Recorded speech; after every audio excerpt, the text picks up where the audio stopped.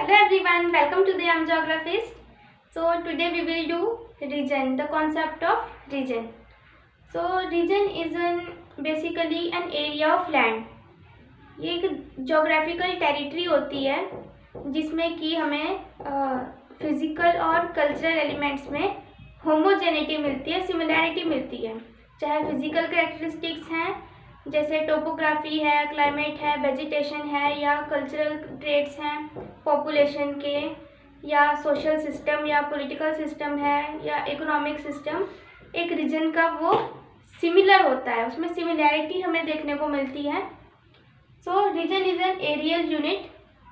Aerial unit होता है या जोग्राफिकल टेरिटरी होती है, means it has a spatial dimension and it is a part of the earth surface. Earth surface का part होता है within which the combination of environmental and demographic factors have created a homogeneity of economic and social structure।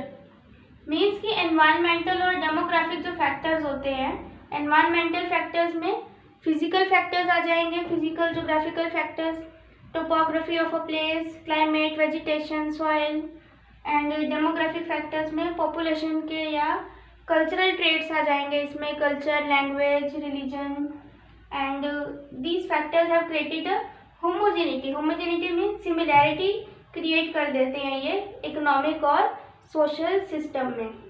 वहाँ का social, एक region का social economic system या political system homogeneous होता है and is distinguished in such organisation. और इन सब ऑर्गेनाइजेशन में एक रीजन दूसरे रीजन से डिस्टिंग्विश्ड होता है, अलग होता है।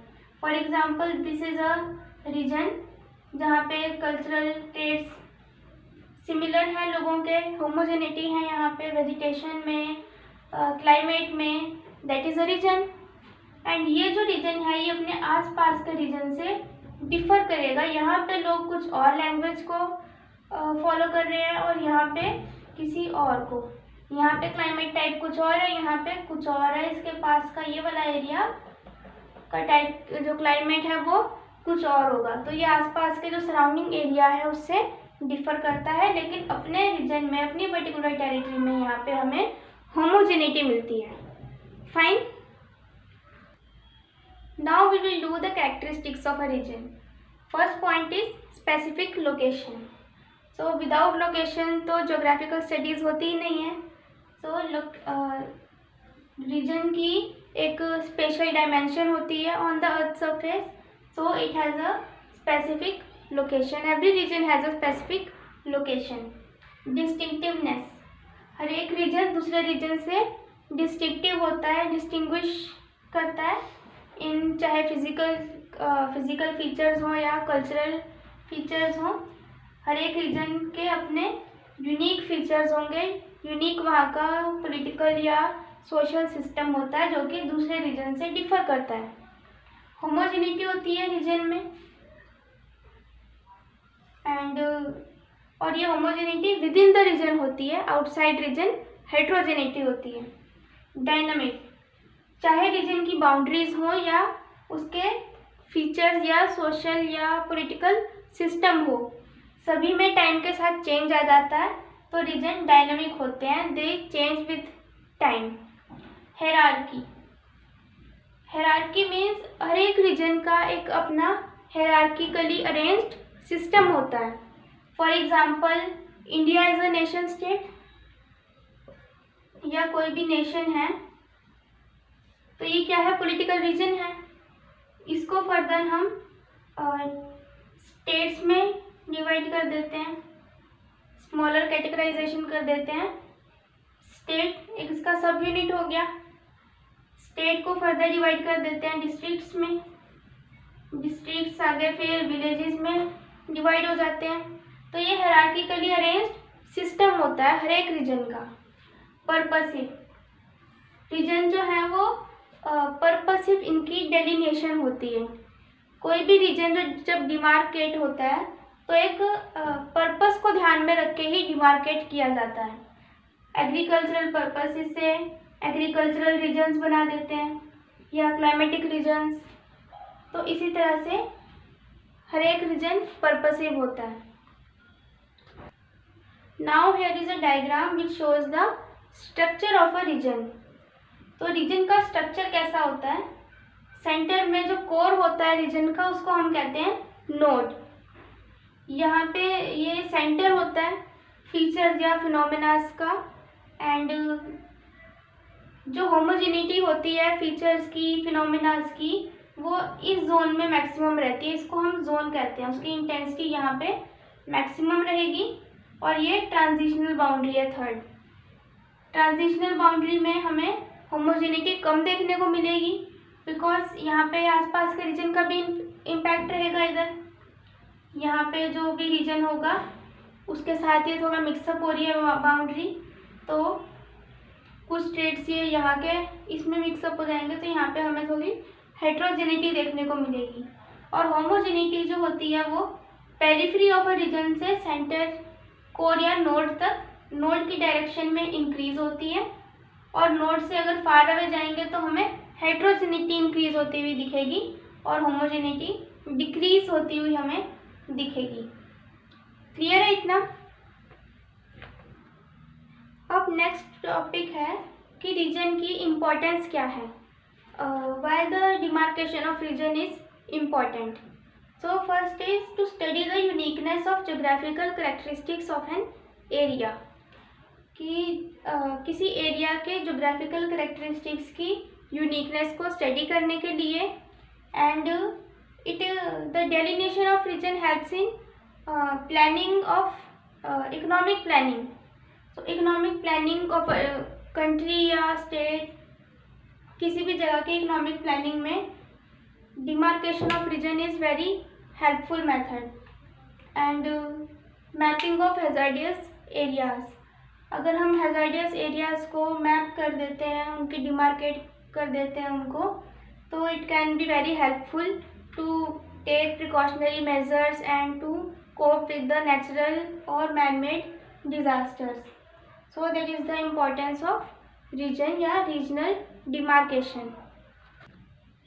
नेक्स्ट हमारा टॉपिक है टाइप्स ऑफ रीजन। तो टाइप्स ऑफ रीजन में हमने रीजन जो है 3 टाइप्स में बेसिकली, या 3 मेजर टाइप्स में रीजन को क्लासिफाई किया हुआ है। फर्स्ट है फॉर्मल रीजन, सेकंड है फंक्शनल रीजन, एंड थर्ड है वर्नैकुलर रीजन। ये 3 मेजर कैटेगरीज हैं जिनमें रीजन को क्लासिफाई किया हुआ है।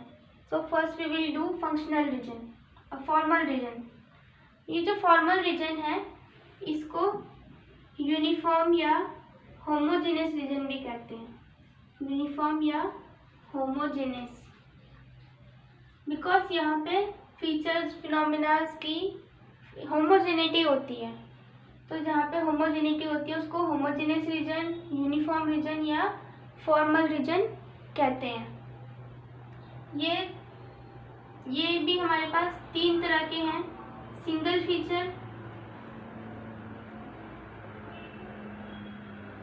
फीचर रीजन, जहाँ पे एक ही फीचर या फिनोमिना को की होमोजेनिटी के बेस पे जो रीजन्स क्लासिफाई करते हैं वो सिंगल फीचर रीजन है।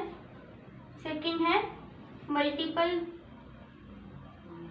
फीचर रीजन, जहाँ पे एक से ज़्यादा फीचर्स या फिनोमिनास के बेस पे क्लासिफाई किया जाता है। सिंगल फीचर रीजन का एग्जांपल आ जाएगा, फॉर एग्जांपल एग्रीकल्चरल रीजन्स।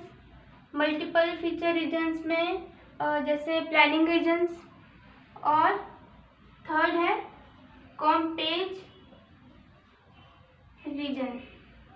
ये कॉम्पेज रीजन को टोटल रीजन भी कहते हैं। ये कॉम्पेज रीजन जो है इनको मतलब जितने भी फीचर्स होते हैं, चाहे फिजिकल हैं, बायोटिक हैं, उन सब की फंक्शनैलिटी देखी जाती है। That all the biotic, abiotic, environmental functions features are functionally associated with the human occupants. Fine. तो नेक्स्ट है हमारा functional reason.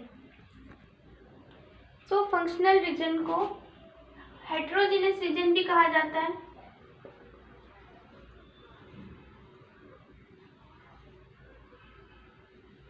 Heterogeneous reason functional region को इसलिए कहा जाता है बिकॉज यहाँ पे हेट्रोजेनियस यूनिट्स होते हैं. For example cities, towns, villages. तो ये जो सिटीज़, टाउन्स, विलेजेस होते हैं इनमें फंक्शनल इंटरडिपेंडेंस होती है. तो that is why functional regions हैं जिसमें हेट्रोजेनियस यूनिट्स होते हैं. फॉर एग्जांपल सिटीज़, टाउन्स या विलेजेस, डिस्ट्रिक्ट्स. तो इन सब जो हेट्रोजेनियस यूनिट्स हैं इनमें क्या होता है, फंक्शनल इंटरडिपेंडेंसी होती है. और इनको नोडल रीजन भी कहते हैं because these are organised around a node और a focal point. That is why these are sometimes referred to as nodal region या पोलराइज्ड या सेंट्रलाइज्ड रीजन. फाइन. थर्ड हमारा रीजन है vernacular region. The third type of region is vernacular region. ये जो vernacular region है इनको perceptual region या ad hoc region भी कहते हैं.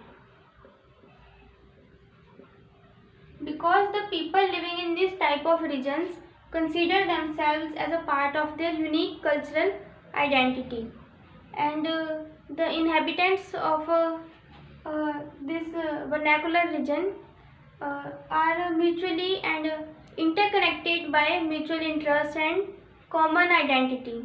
So this is vernacular region जहाँ पे shared beliefs होते हैं लोगों के और अपने एक कल्चरल उनकी आइडेंटिटी होती है. So this is all about the regions, and I hope you like this video and subscribe to my channel for more updates, and good luck.